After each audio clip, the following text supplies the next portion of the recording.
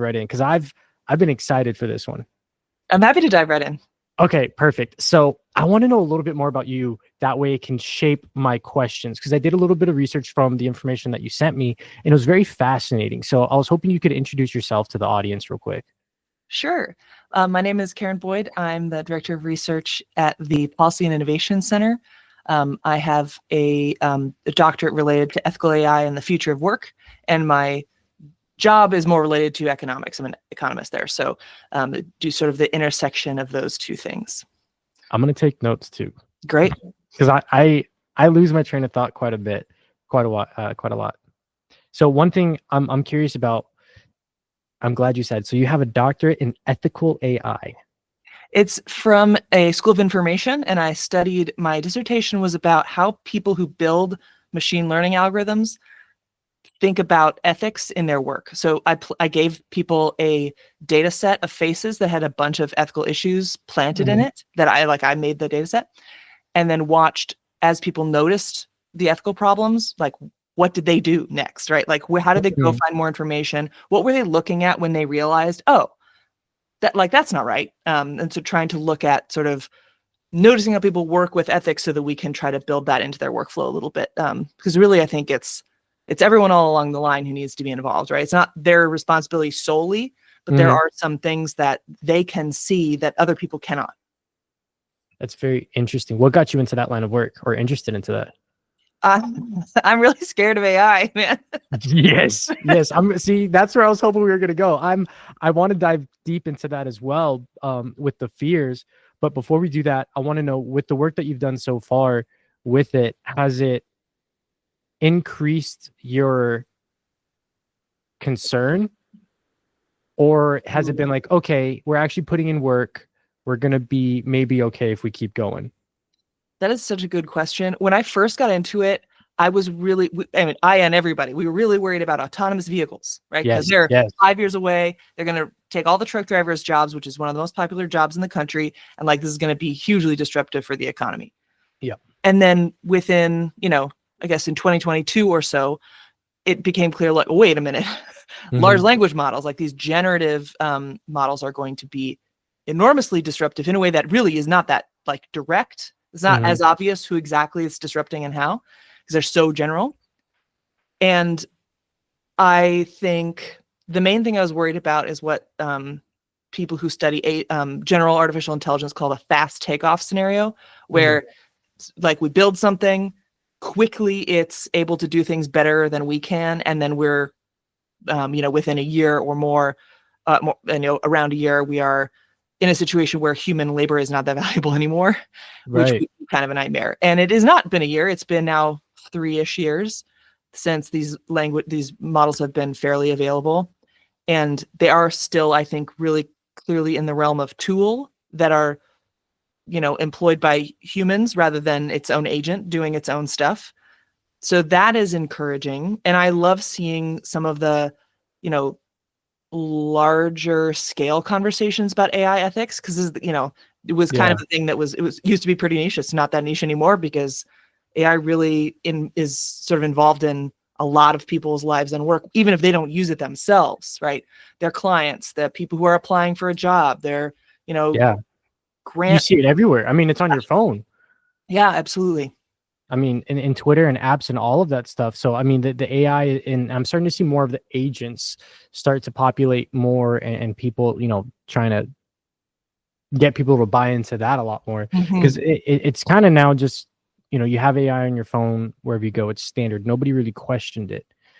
And I think that's even concerning in itself, because I mean, that's another smarter language model that's listening to everything you say and understands it and is able to transmit that back for, then Google to get even better accurate data on you to sell it off. So it could be a huge concern in that aspect, like that people don't even have a choice to buy a phone without it. Yeah, I'm not sure. It would be hard to find one, wouldn't it? Yes. I mean, this is something that AI as in large language models is fairly new. I'm sorry, there's like an alarm going off and it's Yeah. bothering me. I don't know what it is. Oh, like distracting me.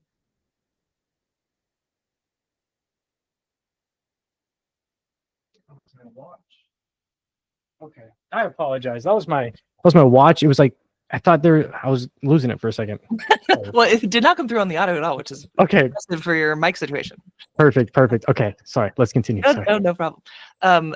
Especially earlier on, there was this sense of like, oh, I just won't use AI. But large language models are relatively new, but this stuff has been around since like forever, right? It's been in my car, right? It's in just about everything. Any kind of recommendation engine that you use, that includes any e-commerce site, any big e-commerce site that's recommending things to you, or Netflix or Spotify.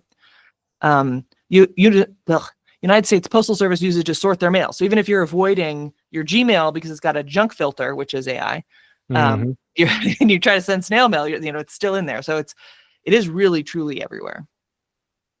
And that's where the ethics comes in. Yeah. That's where making sure that it doesn't take over human jobs completely. Is that like the goal? Is it to just always be a resource? Like, what is the end goal with it if it's everywhere, whether you like it or not? It depends on whose goal you're looking at. My goal indeed is to avoid, I mean, look, if we could all just stop working and hang out at the beach and just be happy, that seems fine, I guess. Find some volunteering stuff to do to be rewarded. But we don't have a social safety net in my country, or I think there really is no social safety net in any country that's really prepared for that level of labor market disruption. The goal of it is to, have its reward functions go up, right? And the goal of its creators are to make money, primarily. I do think there's some extent where, Anthropic would like to say, and maybe this is true, that they want to make ethical AGI before someone else makes an unethical one. Right. And I respect that. I hope that that's what they do. I think if we have a hope, it's probably them. But at the end of the day, the incentives are around. I mean, we're in a capitalist society. The incentives for the makers is money, and the incentives for the rest of us is to try to arrange our lives and politics and work around not getting totally screwed. I work in my day job is, corporate 9 to 5.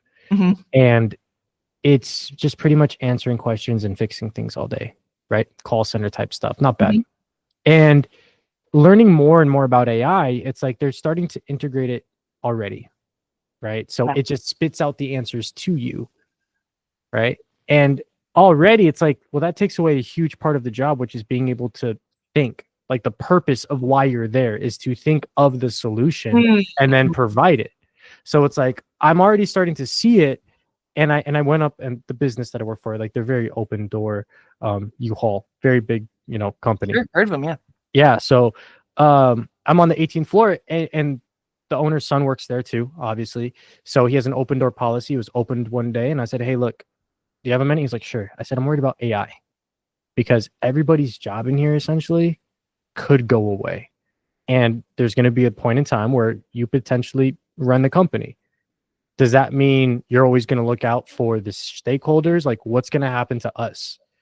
And he broke it down in a very great way for me. And he was like, as of right now, nobody knows what the future holds. I don't even know, right? We don't know. Does that mean if an opportunity presented itself that I would take that route? No. He was like, I think that AI is always going to be a tool for the type of business that we use. It will make things more efficient. He was like, back in the day, we had the yellow pages. And at U-Haul, we had a whole department, 30 people working on yellow pages just to market us out and handle all that type of information nationwide as we're growing. And I was like, oh, okay. And he was like, do you know how many people are in that department now? I was like, I'm probably guessing 0. And he was like, exactly. So he was like, the point is that there's always going to be a new technology that comes out that is just going to be able to assist in the operations of what we're doing. And that really put 2 ideas into my head. One, that, okay, yeah, he's got a point. Like, it's always going to be a tool until a certain extent. And then the second point is it's going to take some time, truly, I think, for AI to take over everybody's job in that type of capacity. I think it will make, like you said, some autonomous ones, like the truck drivers, gone sooner than we know. Like in another 10 years, that could be it, right? And they're testing drones even from Amazon to drop off packages, right? So it's like, people who are the delivery drivers who work for Amazon and UPS, their time is limited too, right? Because that autonomous vehicle, number of people make their money driving.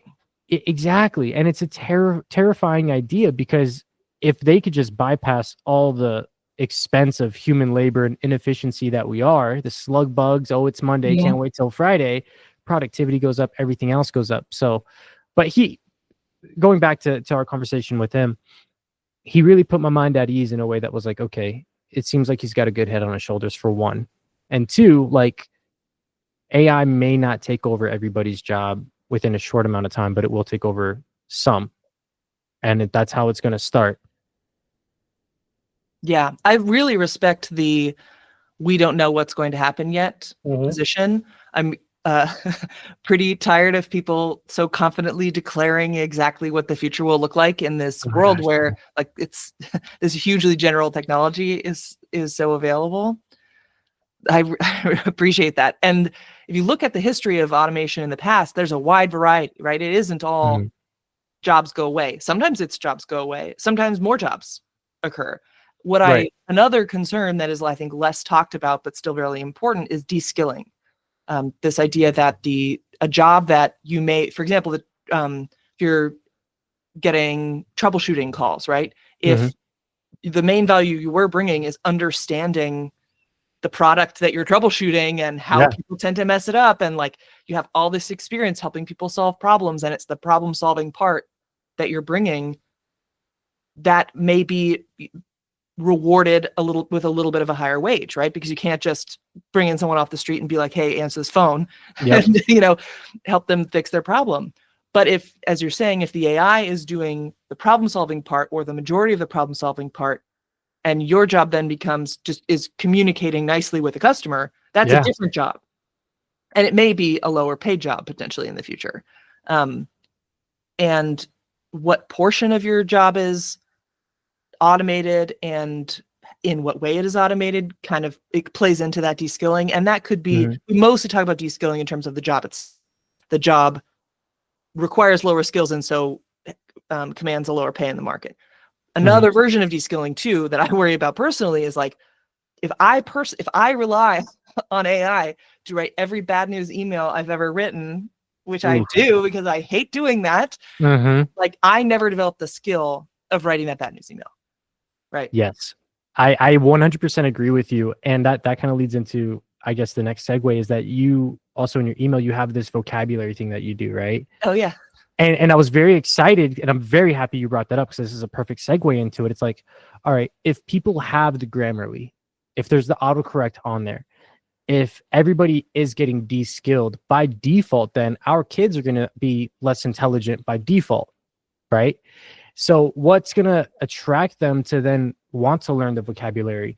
And if it's not an actual desire, because I think there'll be some people there always is, who are bookworms and want to know more than what everybody else is doing. And I think those are the people that keep the true heart of humans alive, creativity and stuff, right? The outliers, the dreamers, and all that, the creatives out there. But with everybody that goes with the flow, it worries me that the children of the next generation, as we've already seen, rely so much for it. We can see the decline. Like for an example, my son, very intelligent, not knocking him that, but the schooling system is what I'm questioning. It's like they don't give any homework. And I'm like, is that beneficial, or is it not actually beneficial? Is it building and reinforcing skills? Because as we know, humans learn through recognition of patterns. So if they practice something at school and then they have to wait 12 hours to do it again, instead of, let's say, 6 or 8 when they're at home for a reminder, they're not getting it as much, which means that pattern recognition isn't going to be there for them to retain and build those certain skills. There's going to be the basic life skills, but I think that is shrinking because of the intelligence of AI. I hope that makes sense. No, it does. I have so many thoughts came up while you were talking, so I'm going to blab back at you and you can stop me when you're done with it. Let's do it. I love it. The first thing that came to mind is I agree with you. And the second thing that came to mind is this is exactly what they said about writing back in the day, right? They're like, kids are not going to have to learn how to memorize things.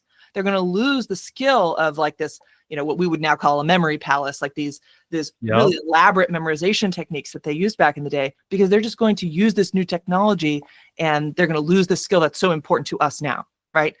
And so whenever I hear someone say, kids aren't going to have to learn this skill, right? For me, we learned how to balance a checkbook. They're going to have to do that. I need to know arithmetic, but that, sort of, you can learn that separately. Mhm. Cursive is a big argument online, these kinds of things. And we're always going to sort of, this will, I think, always be a part of technological advancement, is the sense that I'm preparing my kids for, I don't have kids, but abstractly, we're preparing children to be successful in the world as we understand it. And it's so hard to do that when the world is changing so quickly. Perfect. Yep. And also, it's like I think through writing, and I think a lot of people, like, that's how we learned to do it. And it's, I can feel in my mind when I'm going to an LLM to be lazy, right?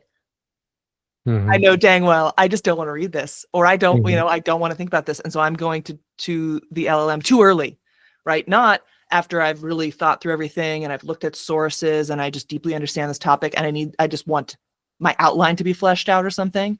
That's one kind of query. And another one is like, just tell me what to think about this thing. Like, this is just not that important to me. Tell me what freaking refrigerator to buy or whatever.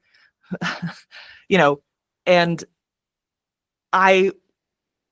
me at 10 years old, 15 years old, I was not an especially intrinsically motivated child.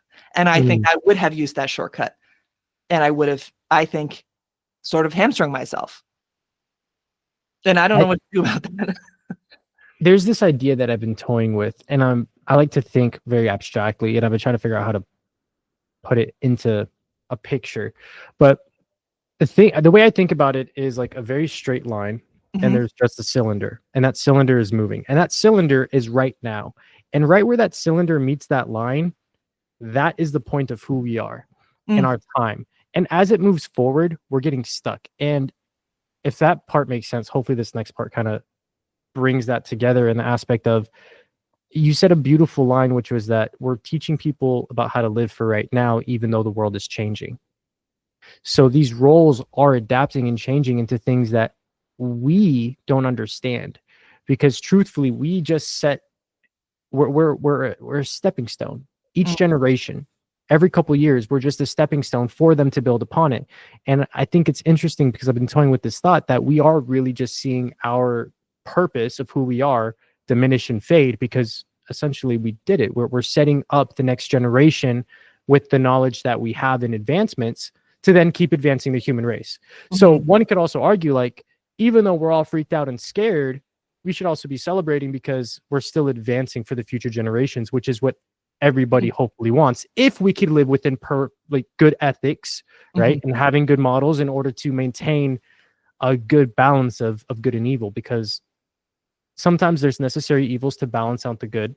Because if you only have good 100% of the time, if everybody's able to be on the beach all day, well, eventually the beach is going to get boring, because that's all that there is the beach. It's going to end up like a 9 to 5. You're going to want to see something different. So it makes me wonder that we have to keep changing, and we are just supporting, and maybe we should, I'm not saying celebrate it, because it's still terrifying, but maybe that is the course of action, right? Like you're saying, when writing was invented, there was that alternate change of history, that block kept on rolling, and people were like, this is horrible, but other people adapted. And from writing, we're able to then draw and create massive buildings and create massive books, and then read and understand and advance ourselves. So now that we see this technology, it really does just catapult us into another area that I don't even think our kids will be even remotely living the same type of life we are. Yeah. Especially if Elon Musk makes it to Mars. If he does that, whether people like him or not, that could potentially branch off into another world of history, and then start creating this cyberpunk-esque way of living, right? Where you could vacation on the moon because we've mastered it. You get Amazon, who's like, yeah, we can shuttle you to Jupiter, So that could be a possibility too. And with this advancing technology, like maybe that's where things could go. All those sci-fi movies, which is nothing like what we see now in our day-to-day life. Yeah, I know. I was hoping that we would get one, like a robot that could do my laundry more so, you know what I mean? Rather than like blowing up people or, Yes. doing whatever other expensive things that they want the robots to do. Can I somehow not do laundry? Would be. I've seen some of those clips actually. They have these automated ones in China and Japan, and that's all they do 24/7 is just laundry. They have them in certain hotels actually. Yeah, It's I mean, that makes sense. wild. It does cost a crazy amount to get your laundry done in a hotel. Yeah. So that right, it's that willingness to pay, right? Mhm. I think, if a robot costs $100,000 and does my laundry for me, and it's not quite worth it. Now, if it could do the dishes, the laundry, keep Right, the if you fridge do stocked all of up it now, maybe. I mean, over the one-time course of my pay. life, Yeah. Yeah. We're talking if we can do a bunch of stuff for sure. exactly. But I got to make sure that the chemicals it's mixing together for stuff is going to be good. I don't want it to start, having a bad day and then mixing pneumonia and stuff and for Windex. And I'm Sure. like, wait a second. Yeah. Yeah. Yeah, See when that? they can act on their own, that really does get us into a whole additional problem world that Yeah. I'm not. I mean, certainly the tech isn't ready. So, and I think we're all aware of that. And I'm glad that we're all on the same page with that. But eventually there will be a point where people think, as they did with large language models and more or less every technology, right, that we've thought, someone has thought, people are ready for this. The technology is ready, and it hasn't been, and has caused various, train and elevator disasters and various other things. I'm very curious your thoughts on Neuralink. I am not super well read on this, so I'll Mhm. be speaking really broadly. Yeah. I think I would hesitate to do that anytime soon for myself. I like the overall image of AI that is so clearly in a support role, if we can trust that it is, I guess. Right. Where it's I think there's this. I see people's opinions about AI on this big spectrum from avoid at all costs, which as we've already talked about is kind of impossible, and automate everything, which is currently.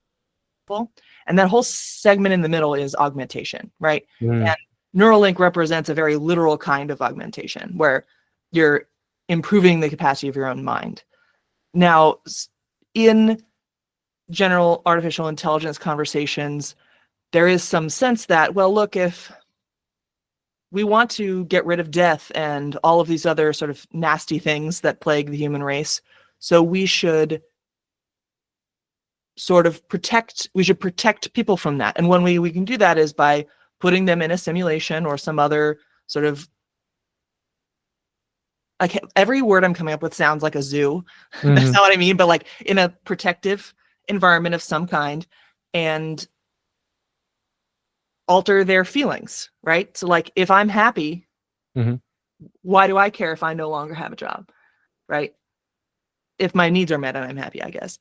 And so I would really be concerned about not just what can the Neuralink supplement, but what can it change? And if it's changing a lot, I think a lot of people, certainly in the generation older than me, but I think a lot of people, I think you're going to have to start with kids who've really grown up with it, who are more amenable to it, because I think that would be a very tough transition to just give over some autonomy of your mind to a computer. It's a very interesting thing. About a week or two ago, they did another little, not even press release. They were just pretty much flexing. You know what I mean? Just saying, hey, look, we're not doing this for money at all. We're just doing this to say, look at what we've done, and if you're super smart, come work for us. This is what we got going on. And it was fascinating, scary at the same time. And what happened was last time I checked on Neuralink, they only had one patient, and he was able to start moving some program with his mind. All right, cool. With the computer. Okay, great. Now they have 7 patients, and they've been playing video games together. They went from not being able to work to being able to work because they can sit there and control the computer with their brain. There's a father who can't speak, can't move, can't do nothing, and because of that, he's now able to socialize with his children, interact with them, play with them. As an accessibility technology, that is pretty cool. Right. It gives other concerns aside, that like, yeah, right, that's the taking away me having to type things doesn't seem that big of a deal, but when you're looking at someone who can't communicate otherwise, that's a huge thing. Yeah, it's very interesting the way that they're going about it, and they kind of put like a 3-4 year roadmap out, and they're like, well, we're hoping within 2 years we can help people who have never seen, been born blind, be able to see. And they pretty much broke down the literal visual science step by step, how the Neuralink chip gets into the brain and translates basically what is happening into, I guess, a thought for the brain to see. Like they had the science there broken down in such a way my 5-year-old would be able to understand it. And we're talking about complex math in the aspect of, they were saying that the Neuralink chip basically reads your brain waves, your neurons firing, and it fires in a certain shape. And what they're doing is they're taking that pattern that's firing, plugging it into the computers in order to generate, and that becomes the language. So it's taken like apples to oranges quite literally, right? And being able to translate all that stuff. And they were even saying further that in order to do that, obviously your brain changes. And because that's happening, they have to account for the variables of the neurons firing in different forms to still communicate properly. That is some insane science in itself.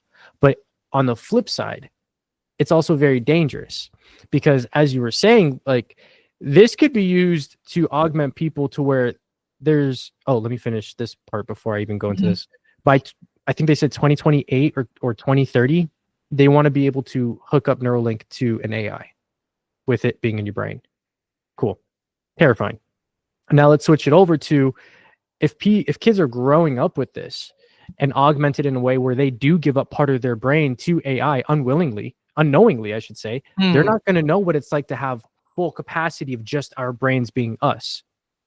Now we have our attention taken away because of the screens, but these kids, they literally may be at like 75% brain capacity because they have AI circulating in here, collecting human consciousness data to literally know what you're thinking, right? And maybe be able to alternate, like change your thoughts. Because at the end of the day, if your brain waves are frequencies, and we understand that sounds and frequencies can do something to the human body, like just listen to music, right?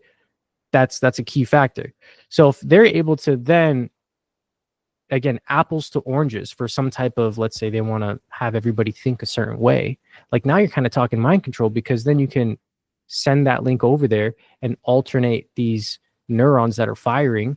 Or if you can get the timing just right, it's like music, you can say that, all right, we think in numbers of 2, 4, 6, 8. If they can understand that, then they can start alternating people's thoughts by putting in, okay, instead of 2, 4, 6, 8, we're going to do a pattern of 1, 3, 5, 7. And those are our thoughts that we're putting into people's heads. They're not going to be able to tell the difference. And then you start getting these weird ideas that, I don't know what happened. I don't know what this is. I don't know what that is. For some reason, I like this now, right? Because they can download, change your frequencies in your mind. And it's a very, very terrifying thought when I learned about that could be a possibility. So I don't know if in the ethics area of AI and Neuralink, you guys have even heard of that, but shit. Yeah, that's very alarming. I think that at least in, the circles that I run in, Neuralink seems so out there and the implications seem very clear. And also it's at least getting it installed is a consent thing, right? You'd have to pay, presumably, and agree to some stuff. Monthly subscription. Yeah. There's a word for, I know, yet another one. And they'll probably increase it once they've got enough people. Yep. Oh, now I'm forgetting. Maybe it's transhumanist. Maybe it's biohacking. There's sort of like a world of this like studying body enhancement technologies. And I haven't dug into that much because, again, it is like, it's freaky, but in a way that the scale doesn't feel like oh, I need to do something, I'll just not get one. Yeah. Yeah. So yeah, that's it. The conversation of AI for me is a very heavy and very interesting one, because there's so much good with it, along with so many terrible things that could happen. And I don't try to look for answers, but I try to look for, okay, where in history has this thing type of happened? I try to break it down to its most simplest form. And the biggest concern, if I were to talk this to, let's even say my 4-year-old again, be like, it's a battle between good and evil. Now, as far as humankind goes for history, it's always been good and evil. There's always been that fight, whether it's within you personally, whether it's within tribes, whether like primal mates way back when, like there's always been that fight for, am I going to do this and survive, or am I not? Right? There's always that fight of good and evil that people have to go with. So when it comes to AI, since in my thought process is, since humans are creating these things, no matter what, that good and evil is always going to be inputted in there somehow, some way. Right? It's always going to manifest itself, because if there's somebody working on ethical AI, there's always going to be those people out there who are like, we want this thing just to be the most nastiest virus ever. We're going to have it break into the banks, steal everybody's money. We're going to collapse the whole entire electronic system of the internet. Right? Which I'm very grateful for cybersecurity. Like, shouts out to them. Yeah, thank goodness. I don't know how to do that stuff. I'm really glad someone does. Like protecting things that you can't even see on the internet, brother. I give you props. Yeah, but all of my money is on the internet, basically. Yeah, exactly. I'm really counting on that, actually. Exactly. So it's one of those things that's like, there's always going to be good fighting the evil. And of course, there's going to be times where maybe the good is winning. Sometimes it's going to be where the bad is winning. And depending on what your perspective is and where you are on the side of history, that's always going to change. Right. So for me, it's very interesting in its own regard that maybe this is just, again, the natural course of history of how things go. That the human essence is just to carry on this idea of what is good, what is evil in perspective. You mentioned earlier in this conversation about looking back into history and looking for comparisons. And I always think that's really interesting is what technology, when people make an analogy, what technology are they comparing AI to, right? So in education, a lot of times it's the calculator, because it was really disruptive in education, because we used to teach people very mechanically how to do arithmetic. And now we have this thing that can just do it, and can do it perfectly as long as you press the buttons right. And that was really disruptive, and we managed it, and we all still managed to learn and become smart, critical thinkers who can do math. And so it's all going to be fine. There are people who compare it to something really general, like electricity or the internet, right? Something that was disruptive really broadly. And that's the main thing. Automation is another question when we're looking specifically at the labor market or the economy. So people look at manufacturing lines like that. That's kind of more traditional automation. A classic example is of furniture makers, right? It used to be more or less, to get furniture, you had to have someone hand make it, right? And it was beautiful a lot of times, especially if you're rich. Oh yeah, it's beautiful and expensive, and you can see just the history of human art and politics and geography through just the chair, because we had these artisans making it. And now we have IKEA and West Elm and whatever other version of these things are, but they're mass manufactured, and they're way more accessible than they were. They're also way less culturally interesting than they were. But there are still people out there hand making furniture, and we call that type of market an artisan market, right? Where people know that a human was involved in making this chair, and they value it more for that, right? Yes. I don't want this, whatever. I think this did come, I don't know where this came from. I don't want this thing that everyone has. I want something that someone, human person, made for me, and that has meaning, that reflects their skills and experience and their, maybe even their perspective. And we're willing to pay more for that. And I do think there are some highly disruptible industries that will still have an artisan place. One that comes to mind is writing, where particularly for memoir, because it's human experience. Right? True, like authentic human social connection is often what we were looking for from memoir, not just like, I didn't know this and now I had this experience, so now I know a new thing. It's like this conveying how it felt. And an AI, even if it could mimic that, it's the fact that a human did it that makes it valuable, that I know a human wrote this thing. Less so with, I am working on a nonfiction book about AI in mission-driven organizations. Mm-hmm. It's very possible an AI could write that better than me. Try to get it out before then, hopefully. Yeah. But that's, there's space for this artisan work, but it's crucially not as big as the market used to be, possibly. With that, what do you think the labor market will look like? Like, do you think there will be just a big shift to plumbers, right? HVAC, people doing more manual labor? Do you think it gets switched over to there? So we're going to be okay. We're going to go into the next industrial revolution of whatever the world decides to build, right? Which it seems like building AI, because there's these plants going up everywhere. My goodness. So it's like we're going out from inside the building to manufacture outside of the building with hard labor that way, because we're still going to need houses. So that's what I've seen, especially being here in Arizona. They're everywhere.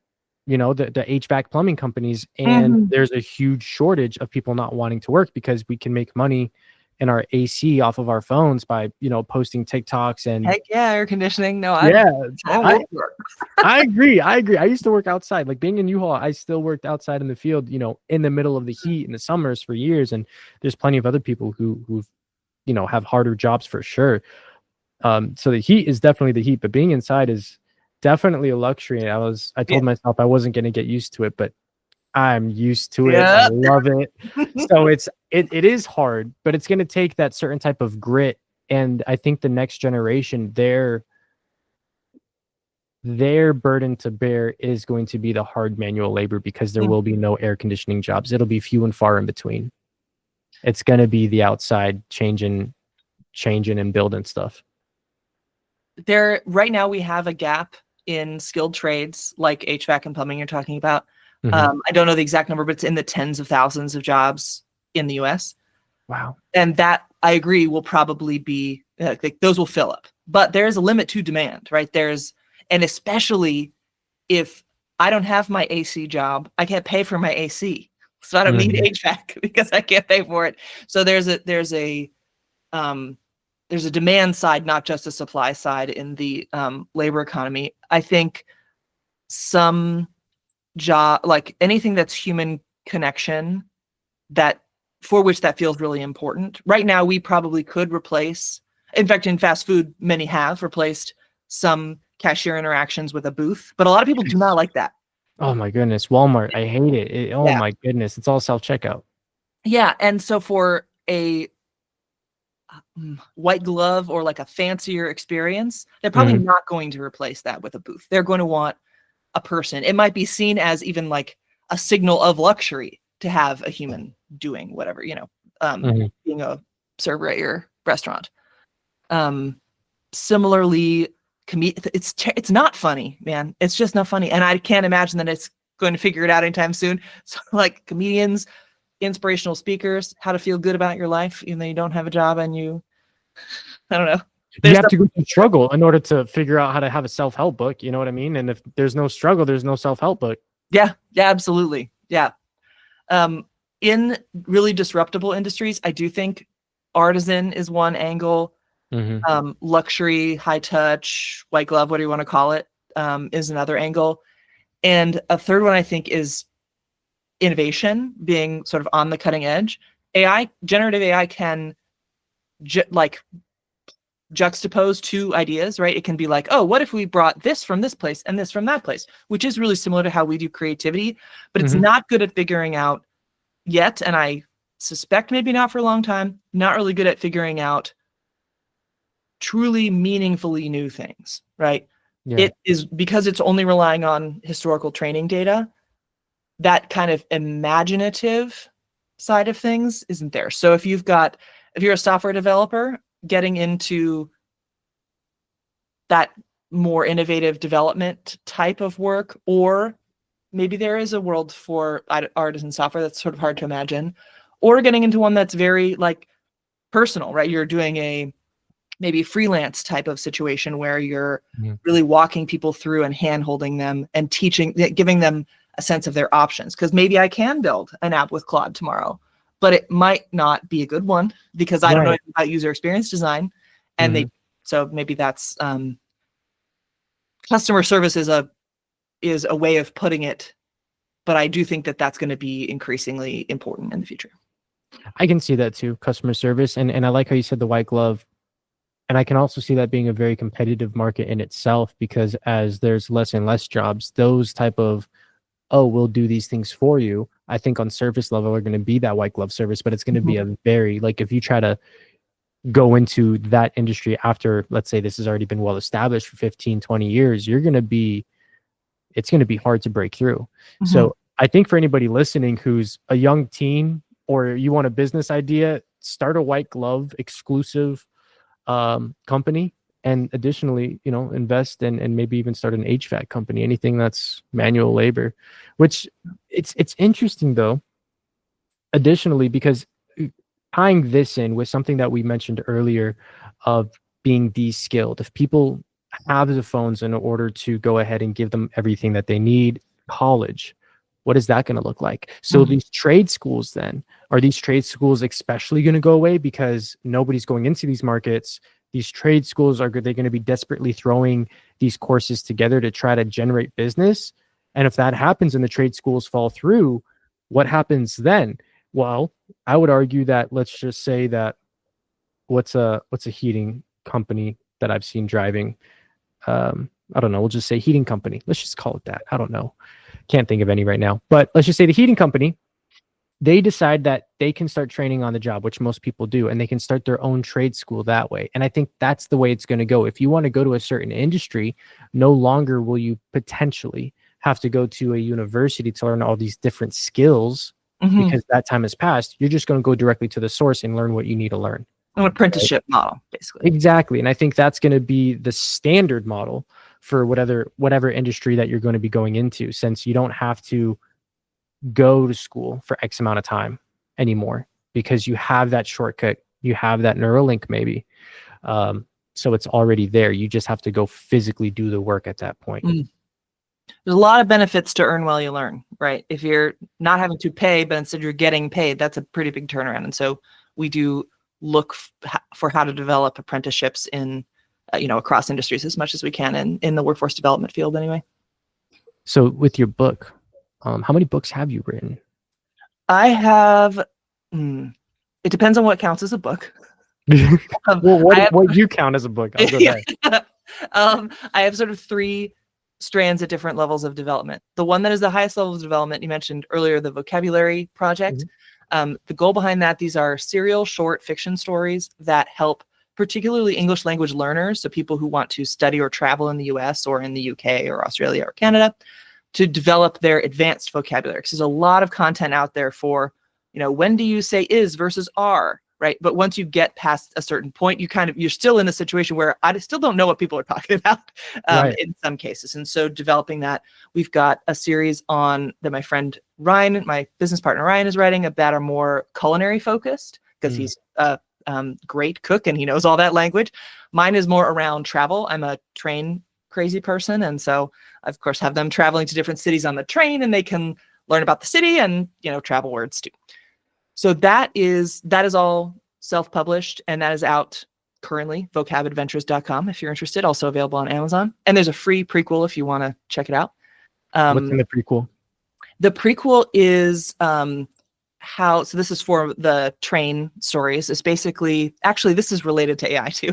The premise of the story is that June, who's a research assistant, gets hired by Harriet, a very chaotic, eccentric genius type, and they're working on a super secret project for a intelligent emerging technology that I won't spoil, of course, and basically having to do an enormous real life CAPTCHA, right, for this super intelligent AI. And the prequel is sort of, how does she get into this? Like, what is motivating June to get here? And she starts out in San Diego, which is where I live. And basically, how does she get pulled from her life working in a department store into this sort of adventure around AI? So. Okay, and that's the prequel. And that's on Amazon too, or that you said that was a free... The free prequel you can get at vocabadventures.com, and there's a little button that's for free prequel. All right, folks, you heard that there. Fantastic. Thank you I'm gonna check that out. Amazing opportunity to pitch that. So, yeah, well, let's hear the other two books. You said sure. Yeah, let's go. The other one is Amplify Good Work. This is targeted at mission-driven workers. So people who just strongly have a mission in their own careers, or people who work for a nonprofit, a municipal government, a social impact organization, an organization where profit isn't the only motivator. There's some additional mission attached to that. And it goes through sort of the fundamentals, what's AI and what are its implications, what are the values associated with LLMs, and how does that relate to the mission of your business? We sort of walk through that. And then a plan literally to break down your mission into business processes, into tasks, and then make determinations that are sort of effective and ethical around how to automate tasks that are automatable and how to protect tasks that are really a human needs to be doing this right now. I think that's very crucial. I'm currently taking a Coursera course on project management. It's Google's, and they mentioned a little bit of AI, but I think what you're describing there to me just went, oh my gosh, that would be perfect, because they just give you the structure. Hey, here's the hierarchy. Here's how you set this up. Here's this, here's that, right? And it's like, okay, fantastic. I know some of this stuff from just working in the corporate world, but I'm just getting it to have that full round knowledge. But one thing that I think would be a great addition is what you said of having the ethics of how to use it. Of, you can automate this. That's good. Go for it. We'll show you how. Don't touch this with automation. A human needs to be doing this, or else you're going to be like screwing things up. That is crucial, because at that point, you're really guiding people on that thought process of not so much what, but why and how. Because when I think when people understand the why and how of, hey, look, don't touch this stuff because of this, or, you can touch this stuff because you can, whatever it is, breaking it down. I obviously haven't read the book yet, but I would love to. And I am going to, actually. It's very interesting, our conversation so far. So with it's I lost my train of thought, giving you props. Let's continue on. Tell me more about the second book. It'll come back. Yeah. The last book is in a totally different thread, but was the first one that I started. And this is the only one that I'm aiming for traditional publication on, because it's, I think, just a better fit for what I'm trying to do with it. Basically, in my life, I have let a fear of failure really slow me down. I grew up just wanting to do everything right. And part of that has been avoiding, right? I'm not just running towards success. I'm actually running away from failure. And that is a really high stress way to live that limits your potential. And so I've done, used all my social science research skills to read a bunch of different models, right? There's perfectionism is one way that people think about failure and success. There's this the idea of a failure schema, where you look at everything in your life through a lens of, how can this fail, and what is it going to mean about me? So anyway, it's all about trying to understand your relationship with failure and try to hold it a little more loosely so that you can get things done happily in your life. That is a tough book. That is going to be a very tough book. I think a lot of people struggle with that. I'm similarly writing a book that touches on that briefly. It's called Kill the Boy. It's a working title, but essentially, like, there's two mindsets that people have, right? It's geared towards young men or men who are lost, right? They don't have a sense of direction. So there's the boy's influence and then the man's influence, right? But all it really breaks down to is, are you making the right choice? Right? Because to classify, to me, like, as a man, is someone who always tries to make the right choice, even if it's not the favored choice in some instances, but but there's a very delicate balance with that. So it's like 10 points and kind of morals and virtues and things to kind of live by and understand, in order that when you're faced with certain adversities in your life, you know how to manage it properly instead of the irregular emotions. You know, because I think a lot of men just naturally just are very aggressive. Outbursts, they don't know, we're messy, right? Most men are clumsy. Sure, you know, we can build, and there's a lot of people who can think very, very, very intelligently, but there's also a big mass majority and who don't know right from wrong, in a sense, don't know how to regulate their emotions. Don't know how to, okay, mental health and physical health are both important. And a lot of these things like are pretty basic knowledge, but I feel like it has to be geared towards the young people, because to me, I feel like that's my duty, right? Like I was a young person looking for this type of stuff. So I'm basically writing this to my younger self, and that's exactly where my failure book is coming from as well. It's like, if I could have learned this 5, 10, 20 years earlier, how different would my life have been? Exactly. And that's exactly that bit, that tying this into our huge AI conversation. AI won't ever understand that. Right. AI doesn't understand what it's like to be 7 years old thinking that you could do whatever, and then life starts to hit as you grow up, and then you have this overarching doom of, I don't know how to do these things, right? And then maybe you start going to therapy, and then you start realizing, oh shit, I'm still living back in 2007. I'm still living and carrying this stuff over for years, maybe even decades at that point, and it's become my personality. Now, what do? Do I stick with that personality of what's been going on, or do I go through the fear of changing into something that I don't even know who I am? Who is that person I even want to change into, right? So there's all these huge bombarding thoughts, and I'm sure you similarly probably have gone through that process, because in order to write something of that magnitude to help people out, that fear has to be very strong. It has to linger. You're gonna hate it, you're gonna fight it, but at some point you're gonna fall in love with it. You have to dance with it. And once you start dancing with that fear, once you start really tiptoeing and testing it, you start learning more about yourself. And that's when I think you realize, oh, this is the type of person I'm becoming, right? You have to test your boundaries and understand where you funnel yourself. And then you can see, is this a place where I want to be, or do I want to upgrade it from here? Yeah. Am I comfortable? What else do I want to change? What's the type of lifestyle that I want? So I think your book is so crucial in itself, because fear is what's held me back for so long doing so many things. You know, and tiptoeing and dancing with that fear has led me to being on the second draft, right? Tiptoeing and dancing with that fear has led me and you to this conversation. And so many other things and achievements in my life. And it's a very beautiful thing to have fear, but it's even better when you learn to let it go and put it in the back corner. And when you start moving with a sense of purpose, of love and confidence, even if it's a little confidence, you still got to step with that. Yeah. You know? Yeah. No, that's really nice. That's interesting. Yeah. I will not ask you this question because I know how sensitive it is in the writing world and the reading world. So what I will do is answer it for myself, and you can decide if you want to. I'm an open book. I have not used AI for the failure book at all because it is so personal. For the vocab adventures work, I have used it to help me get unstuck pretty often.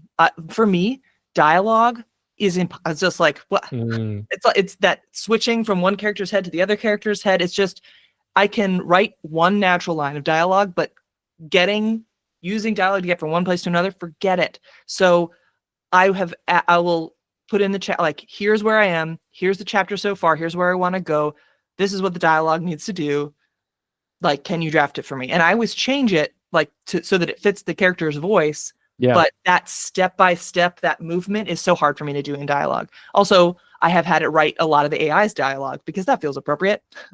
Oh, absolutely. Why not?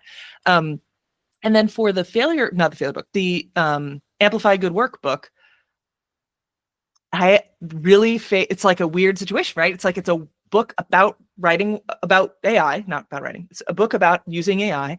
And so what I've settled on doing is using AI for it and really playing around with those prompts. By AI here, I'm really talking specifically about generative large language models. Yeah. And publishing on my website every prompt that I used to write the book. Mm. And I think that's what I'm doing with the blog as well. I've got a blog at drkarenboyd.com, and I put at the bottom a little LLM disclosure, like here's whoa, not what I meant to say. Here's which model I asked, not just like, Claude for Sonnet, right? The really specific model. Here's verbatim the prompt that I wrote, and here's what I did with it, right? It was good or it wasn't good. Here's how I edited it. Here's how it exceeded or fell short of my expectations. The book, I won't be able to do all that annotation, but just to have the prompts out there as like a gesture of transparency, a way of demonstrating, hey, this can be more than press a button and generate a chapter or a book for that matter. Yeah. And also help people evaluate it properly. I think, in research, we write a method section to help people evaluate it properly. Like, here's what we did and why and in what order. And I think there's this, there's the authorship question, there's a transparency question and a stigma and all of this. And I would my plan for that is just literally put it all online. And there's a lot of stigma around writing with AI in the writing community, both because it feels very directly threatening, which I get, and because there's this question of sort of original sin. These things learned off of written products, and a lot of people see that as like, you can't go back from that. Like it's unethical at its core because it learned from illegally acquired works. And in my work, I don't really take a position on that because I'm trying to help people who are not totally free to choose whether they use it, right? They have organizational policies, or they've got pressure from their boss or whatever to try to learn how to use it well. But I do recognize that original sin feels really meaningful to people and is like, I don't have a good answer. Like, I wouldn't defend that choice. Yeah. Myself. So anyway, and if you or your listeners are interested in the conversations around AI and writing, Joanna Penn is a really good voice for this. Her podcast is called The Creative Pen, and she sees herself as an AI-assisted artisan author. So that really brings in that artisan side for it as well. Which I think her framing is really interesting, and I don't totally agree with everything she says, but it's been really thought-provoking, and also really kind of, I think what she's doing is really brave because she gets a lot of crap for it. But yeah. So I do use a little bit of AI. So I also read a ton of poetry. Huge poetry nerd. I don't know what it is. I'm a deep person. My wife tells me, and I'm like, I don't know, man. Just the sun just looks good today. She's like, yeah, you're weird. Next thing you know, it's like I'm looking at the moon. I'm just out there, just staring at the stars. Like, wow. It's like I can feel them. She's like, yeah, you're weird, dude. So, but I've always been a deep person. Yeah, and so I love writing poetry. Always did handwritten stories. Been a writer my whole life. The first time that I used AI for writing purposes, it was okay. And I was young and naive. I was like, okay, I can use AI. I can write like 1 million books. They could all be poetry books. My life is set. Awesome. Done deal. That was it. Very simple-minded thinking, right? Yeah, no, it did horrible poems. And I very quickly learned AI can't write the human experience. AI can't write what it's like for me working a job and then climbing on top of the roof when, we're 15 minutes till close, and I'm sitting down with not a care in the world, just watching the sunset over the mountains, over this meadow, this Arizona desert meadow. And I did that. And AI will never know what that's like. AI will never know what it's like walking up to that spot, the long driveway, the thought process, seeing the sun go down, and like the whole like pink sky with the clouds. It will never experience that to be able to put it into words for you to have your own experience of that, right? And to me, I learned that very quick. So I don't use AI for writing poetry. I have used it for helping me structure my thoughts for the book, Kill the Boy. I'm changing it to probably influence. I don't know. because it just sounds a little aggressive, you It's know? a shocking title, and sometimes that works. Like, I think if it fits the tone of your writing, right? Exactly. If your writing is equally shocking, I think that would be appropriate. It's definitely not, because AI helped me with the rough draft. Like I talked to it. I was like, here's my spitball ideas. Here's where I'm at. Formulate this for me. Put it into something that I can then use. So the second draft, the very first draft, I should say, it had it all prompt out. And I was like, okay, here's what I'm going to do. I'm going to do 3 renditions of this by me before I even start editing it. So I'm going to read it and I'm just going to copy it in my handwritten form, word for word, just so I can get it. If I want to change some stuff, okay, cool. The second draft, okay, let me change this. Let me change that. I'm going to change this again. And it's a handwritten form. So I have to physically be there. And it's very tedious. It takes time, obviously. And I hate that. But I also love it because it makes me appreciate the work and the art that I'm doing to make sure that it doesn't seem like a piece of crap.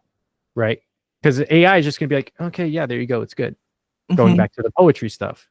Right? Oh, it loves to tell you what you did was good. It's its favorite. Yeah. Oh yeah, and I hate it. I'm like, no, you're lying to me, little shit. I know this isn't good. Get out of here. Whoever programmed you needs more work. But I use it, like I'm on the second draft now, so now I'm back to typing it, and now I'm putting it even more into my own words.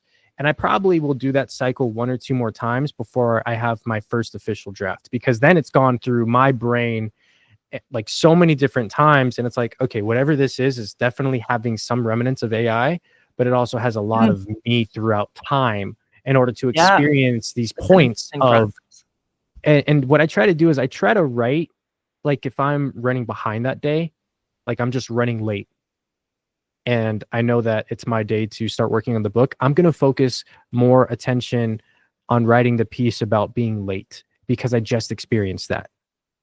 Right? It's more of that fresh personal experience to write it on that page, because then it's more raw. And then like a week later, I go back and be like, okay, now that I'm in a different state of mind, let me go ahead and run that back. And I learned that from Matthew McConaughey, actually with his acting stuff. When I was doing a lot of acting and film stuff, I was like looking to him for a huge inspiration.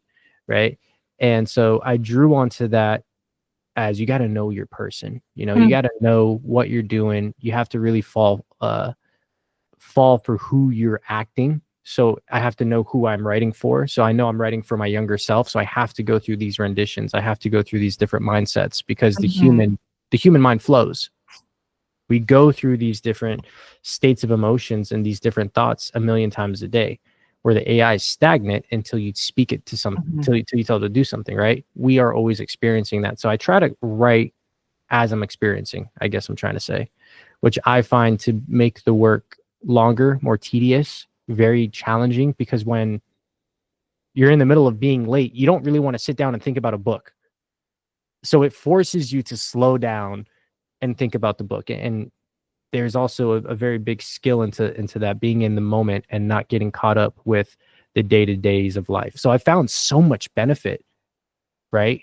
Just in doing the long, hard work versus the shortcut of AI. It's more rewarding, but is it difficult? Am I beating myself up? God, if I just did AI, this could be done. And then I could just, hey, write this book like Jordan Peterson, maybe write this book like, Karen real quick, write this book like this and influence from here and use these points and citation. And, here's my journal for the past 6 years. So add some flair in there like me. Boom. Like maybe that could do something, but it still just can't replicate the human experience. And to me, again, being deep as I am, I use it definitely as a tool. And I don't think I could ever use it to fully do something for me. Like that just seems wrong. Like even if we could have it do laundry, maybe you could fold the socks. Like, yeah, but I'm just looking to put my clothes where I want to put them, because I like the idea of doing the manual labor, because 1, I know, and 2, there is that self-gratification to it. The hard work. That's interesting. Yeah, I don't want that to go away. Yeah, so that's an interesting idea, that like work is valuable for what it does to the worker, not just for the product of the work. Is that what you're saying? Yeah, exactly. So 100%, you go into work, and I think it comes down to perspective. And for me, that's what I've really socially engineered life to be. It all comes down to your perspective of how you view things. You could either hate traffic, or you could be like, you know what, this is my hour that I get to myself to listen to the podcast. This is my hour. I can do, listen to my music. That's like my guilty pleasure. I don't have the wife and kids in the car, whatever it is. I don't have the husband or windows down, whatever it is. You can find the beauty in it. But if you don't have that perspective, then everything is just negative, and that idea doesn't work. Mm-hmm. When you were talking about work being like enjoying or caring about the work for its own sake, one thing that came to mind really specifically related to AI is that when you do qualitative research, so you interview someone or you record a conversation or a focus group or whatever, you used to have to transcribe that by hand, right? And I did that once. There's a little pedal, and you use it to, you go back 5 seconds. You can slow it. You can set it to just the right speed, and you're just furiously typing everything. And then, of course, tools like Otter AI and Dragon Dictation, these speech to text. I always get them backwards. Speech to text ones. This transcription came out, and it's incredible how much easier it is because it's all text now. And yeah, sometimes it gets it wrong, but if you're going to use that quote, you go back and fix it. You listen to the tape, and you'll know what it is. And on the one hand, I've been able to do way more qualitative research with automated transcription. On the other hand, I wrote the paper that I wrote that I manually transcribed, or that with data that I manually transcribed, was in I think 2008 or 9. And I found that I'm like in my email recently, and I read it, and I could hear the voices of the participants in my head. I was like, I remembered their cadence. I remembered everything it was like just immediately right back there. I know that data even still this many years later. I know that data better than I know the data that I used for my dissertation. And that has to be valuable for something. I don't know if it is valuable enough for qualitative research, because one of the things you're trying to do is abstract, right? You don't want one person's point of view to take over the entire thing, or get really involved in the super details of, they kind of interrupted them there. Like, what does that mean? You really do want to get out to themes. You're not really being able to generalize, but you can prove, all right, in this case, sort of, here's what we can learn outside of this case from the case. But there's something to I just deeply know that data, and I think that's really interesting. I don't really have a conclusion to that thought. It just is an example related to what you said. So we've talked a crap ton for over an hour about AI mainly.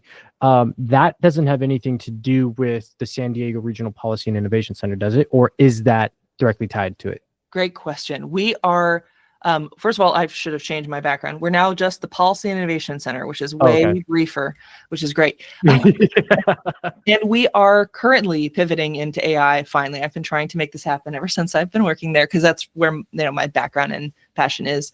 So we just got our first big contract. We've been doing like little things here and there and trying to like include future of work stuff into other projects. But we just got a big contract to look at how manufacturing skills will change with the introduction of AI in like advanced manufacturing in San Diego, which is where I live, is a pretty good job. It's got decent pay, like they're skilled jobs, so they pay fairly well, and they have stable hours, right? And the organizational structure is clear. There's a lot of benefits to that, and they're accessible to people with an associate's degree or less, which is really what we look at in workforce development as like a good job. Nice. And we've got like biotech people, defense contractors, all building pretty complicated stuff here. Oh yeah.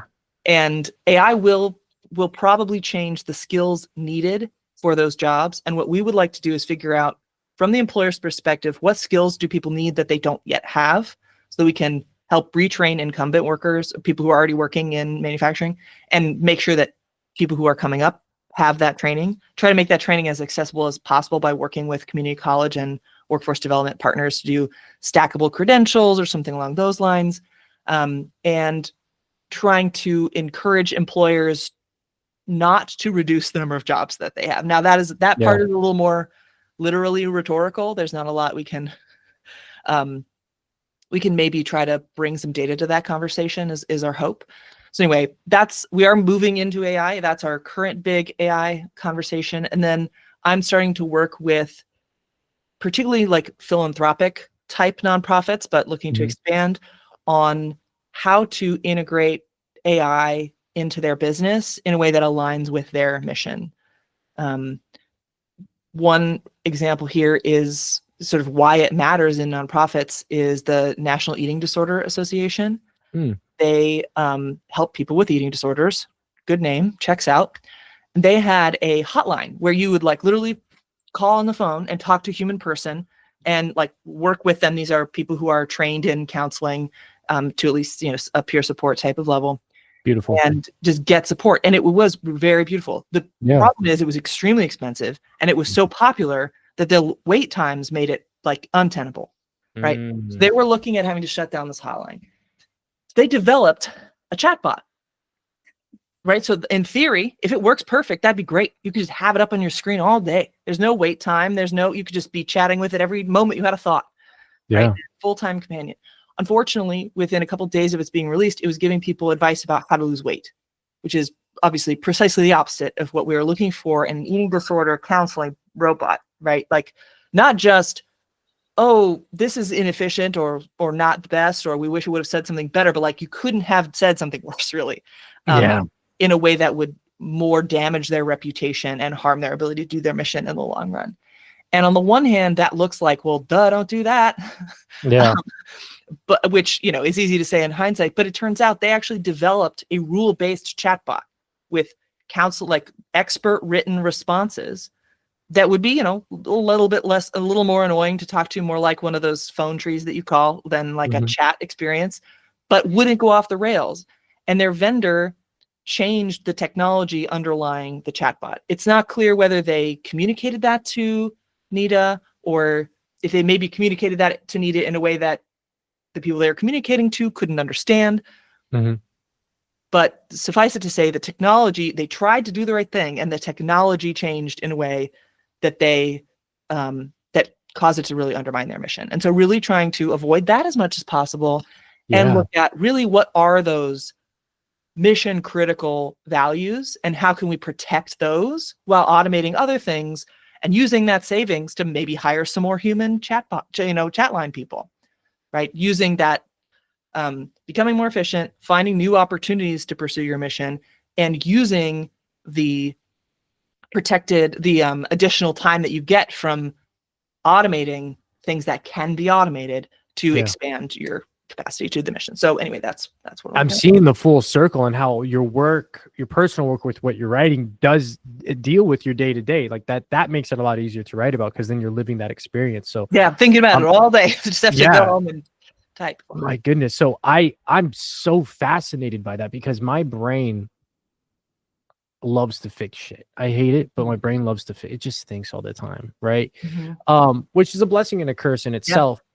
But when I'm always like living in fear of how can I not break everything? Let me fix everything before it ever breaks. And, full anxiety driven area of life, it's very complicated. So I've been trying to focus that on, and this is where I find enjoyment in my corporate job, which if you told me that when I was a young kid, I would laugh in your face.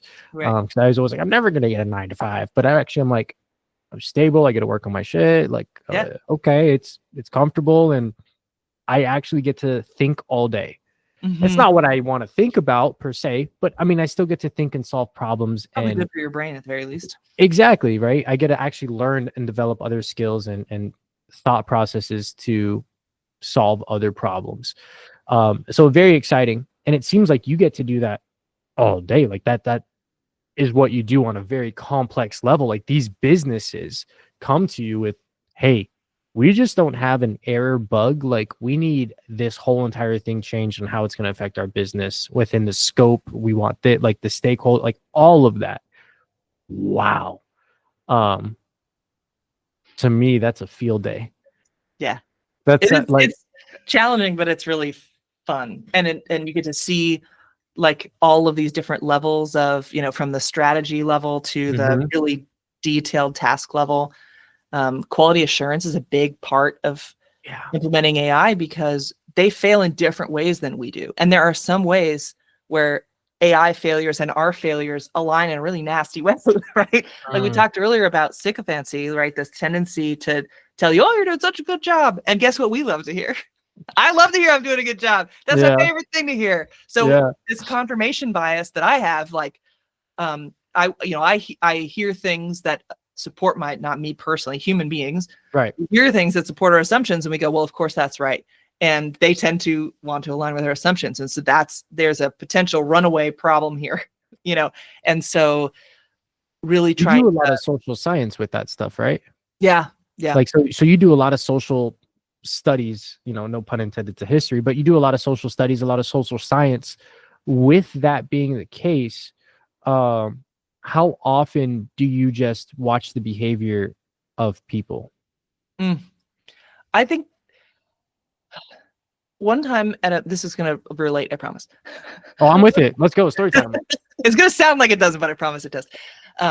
I was out at a bar with some people I work with, including my boss and my boss's boss. So maybe who knows if that was a good plan to be having some drinks, but that's what we were doing. Right and on. Someone asked if when you were about to die, you knew you were about to die and you could go anywhere. Mm-hmm. And you couldn't interact. I don't remember exactly what the setup was, but basically, like, in a world where where your time is scarce, where would you like to spend that? And I think a lot of people were like, I would go to, see something really beautiful, right? Or we've got so many sort of wonders of the world, and we're not going to have time to see them all. This is a great opportunity for that.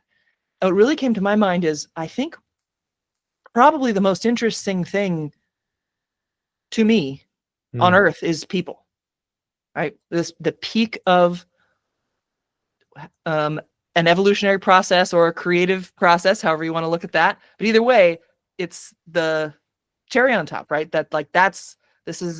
We're the best there was in at least one way, and we're weird. Yes. Like, we're so weird, and we're all kind of in this together, and yet have such different interests, both in the, like, I'm interested in this and also in the incentive sense. And I think I would want to go to a city and just look at people. So yes, as a person, that is something I'm really interested in, is in other people. And mainly what I'm looking at in the work is people in their work life. But our work life is such a big part of our time. Yeah. And if we can improve people's ability to, like, flourish and do rewarding work that makes them feel like they're glad they're doing it, like you're talking about your job, and it's like aligning with your it's so satisfying to do things that align with our strengths. It's very frustrating to do things that don't. Yes. Like, if we can improve that experience, to me, a lot of what I'm doing is spending time avoiding the very, very worst, the scary, right? Because that's my tendency, I'm a little bit negative fixated. But the big dream is, if we can improve the way that people spend their time and contribute value to other people and feel valuable in themselves, whether that's for pay or not, that's a driving force for me. I can see that. I think that's a good driving force too. It's that positivity, I think, for one, right? As long as you have that positivity as a driving force with what you're doing, especially with an ethics and setting up policies to make sure that, hey, look, don't forget the little guys. We can help you use AI for your business, but doesn't mean fire the whole department, chief. Yeah. Like, that's good. So I'm very glad that you're the one who's the director in charge making those calls, because it puts me a little rest easy at night, that there are people who give a shit, right? And aren't just profit driven, that aren't just, okay, let me make a buck, let me help them make a buck, and then whatever happens to those 600 people, right? Or that whole department of 40 people even. It's very rough, right? Is there still going to be some jobs affected? Sure, probably. Like, that's just the natural cause of it, but that's where it comes into finding different skill sets, which could benefit even more so because you have a new experience to learn, a new experience to life, which could also be very exciting and frightening in itself. Mm-hmm. Yep. Yeah. The technology that people use when they're trying to make the point that jobs are going to go away, but it will be okay because other jobs are coming in is the buggy whip. You can't be certain. Yeah, you can't be certain. You don't know what type of jobs they it's are. things you don't know. Well, a great example that I got in school was comparing the social impact of the television, the telephone, and the telegraph. Right? Like the telephone was very socially connecting, and so was the telegram. Right? The television sure was not, though. No. That was the overall societal impact of the television is that we stayed in our houses more and had more solo or small family experiences. And there are some, you can like look at we call them affordances, but like sort of what can the technology make possible and try to guess, but it's very hard to do that because especially now, I mean, you talk about a telephone that like, this is a telephone now. You can't see it, but you know what I'm talking about, right? Yeah. This is a telephone, but it's also a lot of other things. Yes. And when we've got such general purpose technologies, it's really hard to make predictions based on affordances about what the social impact will be. I want to, if you're okay with it, and we don't have to, I want to dive in a little bit into what your thoughts are with like the state of the world, with you looking at, again, social studies, social structures. Do you look at the world in two different views of, I have my personal views to the world, but then I also see where, from my knowledge of working in social areas, I can see that the world is going some way as well. Like, do you see two different paths of what you're hoping and what you see happening? I do. I am, unfortunately for me, kind of a pessimist. And so I'm always seeing like, oh, if this keeps going this way, we're in huge trouble. Right. And that can be motivating to continue to try to, nudge it the other 100%. way. Yes. It's not the world's most mentally healthy plan, but No, but I'm working on fixing it. I am. I ordered I've got like 4 books coming tomorrow on this there you topic. go. To just realize how big of a deal it is for me. But yeah, I think there is if we could build a safety net that could truly catch people, right? If the very small number of people who will hold all the capital from all these AIs that are being built, and if those people want to live in a world where we're not all suffering around them, maybe they'll hand us some universal basic income or something. I worry, but it is hard to see a path from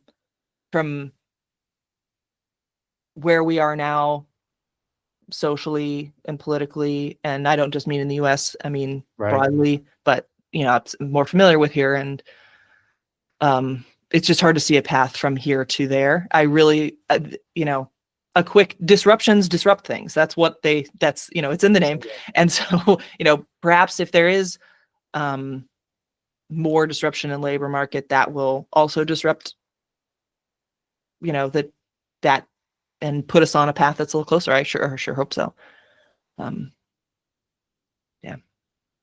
It's been very interesting because I've always found social studies, I don't know a better word for it, maybe you can teach me, or if you know a better one, but social science is usually what we say, but anyway. Okay.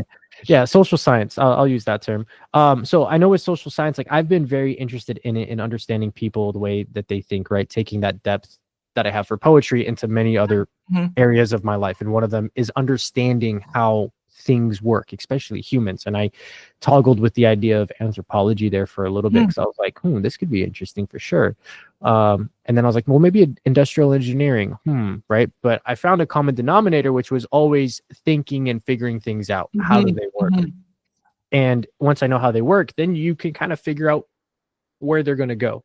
So taking into the social aspect, social science aspect, I try to look, and the reason why I asked you that is because I try to figure it out. Where's the world going to be leading, right? And earlier in the conversation, I really believe that from where we're at now, it's either the end of the world or we're really going to be heading towards a not dystopian, like cyberpunk-esque futuristic world. I really think that's where we're going to be going. Watching the sci-fi films, I truly believe that's the future there. And it just depends on what it looks like. Is it going to be a nice sci-fi film, or is it going to be a really crappy one, right? Where you got like 28 years later, the next horrible, scary movie coming out where there's like, COVID 9.2. You know what I mean? I don't know. Just we get a space bug, the literal space bug we find on the moon. I don't know. But the point being is, I think socially, first, everybody's going to realize that we all have problems. Everybody in the world has problems. I believe that the climax for that is coming, and then everybody's going to realize that they broke the house. The house is broken. Everybody made a mess of their room, throwing and going into their brother and sister's room and making a mess, and now it's time to clean up the house. And there's no mom and dad in this house. It's just kids, essentially. And these kids have to grow up. And by growing up, I think that's future generations seeing that what's happening now isn't positive by any means. I mean, I read this, or I heard this, that alcohol sales are down by 25% in the younger generation. And when they're looking as to why, they're like, well, effect. Yeah, my parents were drinkers. My mom drank. My dad drank. Sure. Yeah. Alcohol, like drunk driving, these type of things. So it's like, oh, so one generation's, fix of let me have a drink is now this other generation's such a drive not to drink. Right. So I think that eventually the world is going to come to a point, and I don't know when, where everybody decides to clean up the house. I'm not saying that's going to be perfect world peace by any means, because you're still siblings, but you don't want to make the house messy again. So you're more inclined to work together at the same capacity of what you can. Right. I think that's where it's then going to be more of a unified world. And that's where I look at, and the reason why I say that is I look at Bitcoin. I don't understand it fully, but I understand there's a blockchain. And the blockchain is, let's just say there's me, you, Jimmy, and John. And we all say that Gino was holding this packet of toothpicks, and we all agree on it. Then we put that into the blockchain, and we all have this piece of paper or type of evidence that says, yes, that did happen. And if I try to tamper with it, we're going to look at your receipt, Jim and Johnny's receipt, and realize that I'm lying. Right. And I think that if I'm not mistaken, that's pretty much how Bitcoin or the blockchain works in association with it. I think so. The distributed ledger situation. Yeah. And so how currency, again, I don't know too much into it, but I can see that then being the future currency or type of future currency, because then when you have these hackers and AIs that can just drop in crazy amounts of money into accounts because it's just numbers, right? Or whatever it is, you need some type of way to verify that globally that everybody can understand, right? So I'm thinking that, okay, maybe that is the type of currency we're going to. Maybe, right? A unified world district currency. Maybe. I don't know.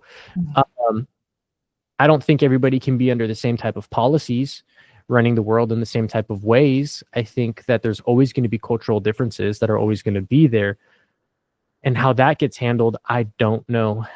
Yeah, I don't think AI has that answer, because again, we've programmed AI. I think the future generation knows what that looks like, because they're going to be the ones living in the world that we're creating the foundation, but they're going to be the ones who make their house, and they may not want to make it messy.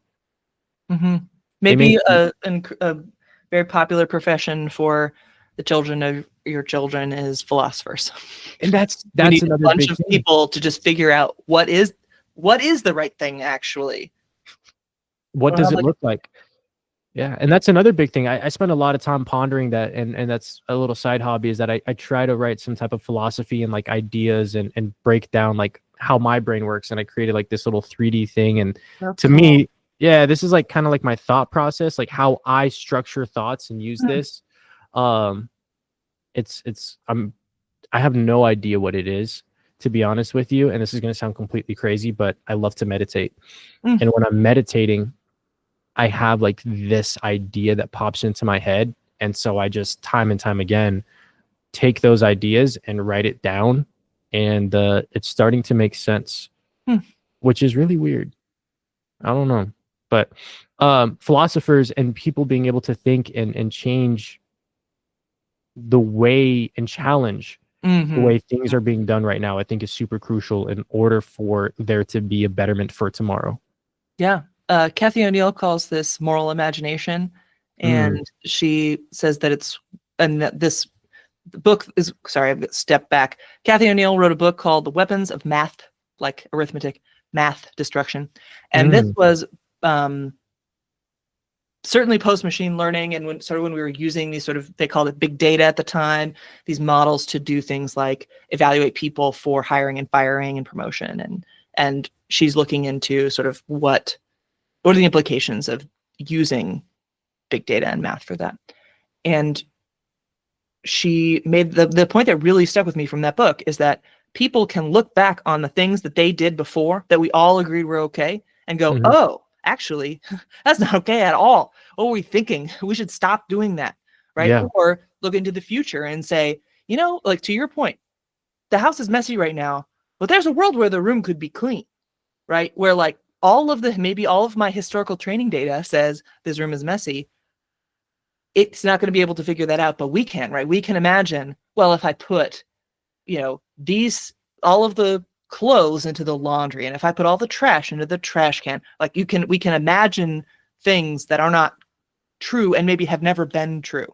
And I think that sounds like a cool occupation and something that we would enjoy, right? Yeah. And if 3D printing models of our thought process, like that's a cool thing to be thinking about. It looks like a train bridge, by the way, to me. I know everything looks like a train something to me because I'm trains, but like I totally feel like it'd be very sturdy to just drive a train along through it. Yeah, I think if you don't mind, I could probably find a picture. It's basically it all comes from like one single form. I call it the DNA of thoughts. And it starts with a basic structure, which is literally one side of this. And you need 4 basic structures to create this type of DNA strand, essentially. And each one of these lines actually serve a purpose in like analyzing yourself on the day-to-day to then understand your thought processes, to see where you're going. You're self-analyzing, right? That's one of the versions for this, one of the things. It's very multifunctional, which is why I'm like, I don't know how or why I'm getting this information, but weirdly enough, when I meditate, it just kind of and then I just write it down and document it. It's very weird. That's what meditating's like for me. I'm happy for you. Yeah, thank you. Yeah, it's chaotic because it's like all day 24/7. But so yeah, you need 4 basic structures, and it goes to this other thing, which I mentioned in a podcast called the line. And the line is pretty much human consciousness, which is right here, right now, and every moment that is fleeting and passing. As it's coming, it is going, right?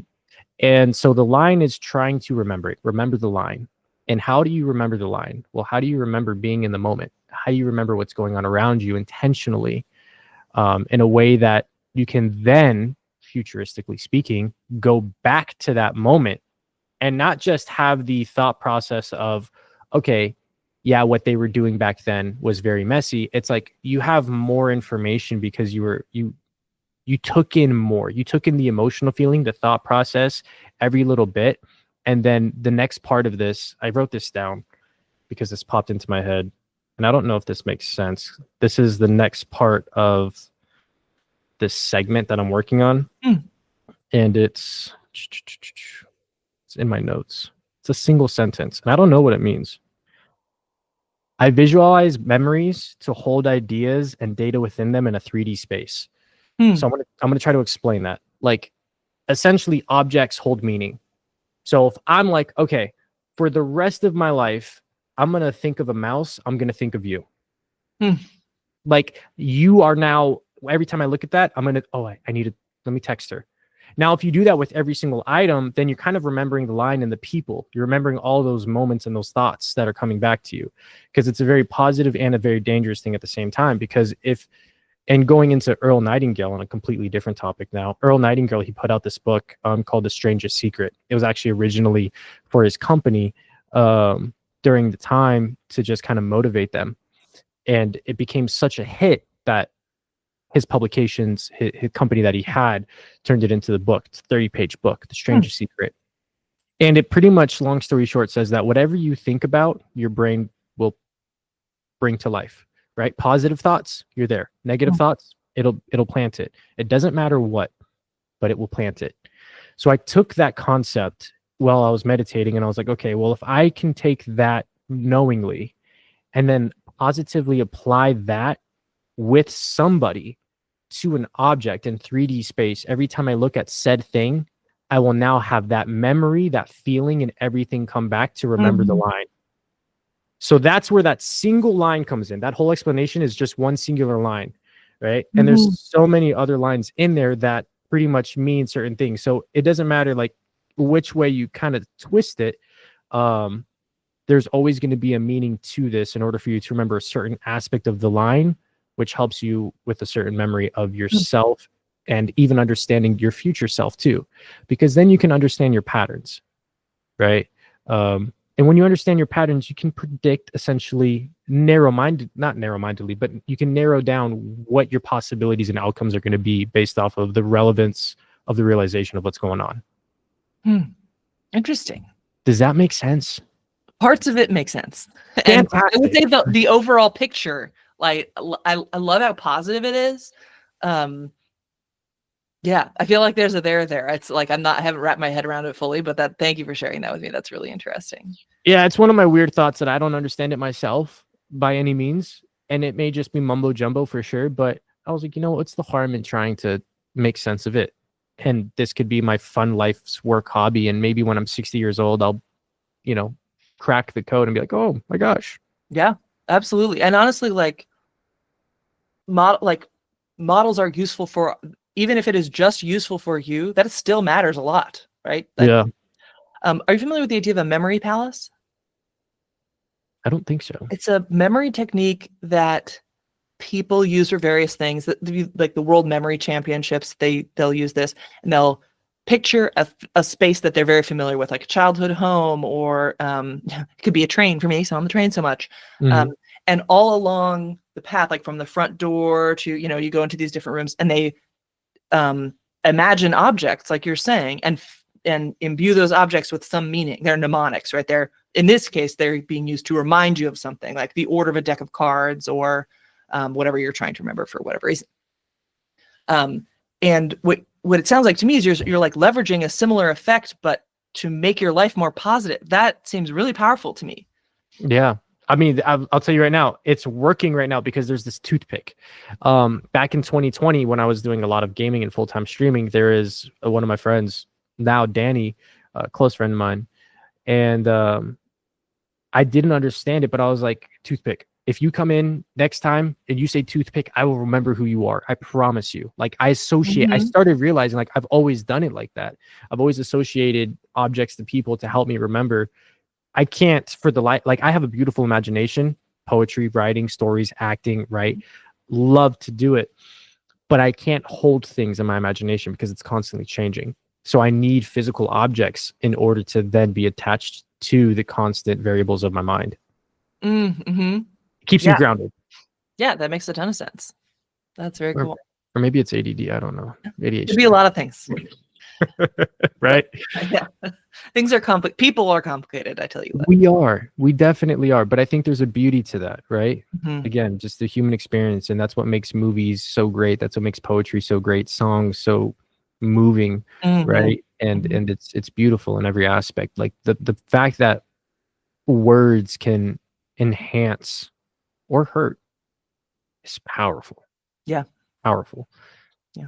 And I will say with that, it has been a fantastic evening. I do appreciate your time. Where can people find you at? Your socials, all your information. And if you want to plug your books again, your websites, this is your time. Do it. Go. Amazing. Thank you so much. Thank you so much for having me on. I agree. This has been so much fun to talk to you. You can find me at drkarenboyd.com. I have a blog there where I talk about ethics and large language models, use cases for AI in nonprofit organizations, these types of things. Vocabadventures.com is where you can find the, you're talking about like dystopian sci-fi versus pleasant sci-fi, very much cozy sci-fi we're talking here, right? Like we're on a train, we're very happy, looking at the view and, doing some AI related stuff. And I would love it if folks in your audience want to reach out to me on LinkedIn. I'd like that. You just like connect with me. I would be totally down for that. Let me make sure I get that link right though. It is linkedin.com/IN, I guess is how they do their things, /Dr. Karen Boyd, Dr. Karen Boyd. So. If you send that to me, if you want to send me all the links to your socials, I'll put them down in the descriptions for this. I am also going to be doing like cutting all these up into shorts, so then I can plug it all there too. So I'll follow you and make sure that whenever these. Oh, perfect. Yeah. Oh, yeah. I would love to repost things and just brag on the podcast some too. That'd be perfect. All right. Well, thank you again. I do appreciate your time. It has been super, super pleasant and a very enjoyable evening for me. I would love to have you on in the future. Great. Again, thank you. Have a beautiful night. Thank you. You too. Bye, everybody.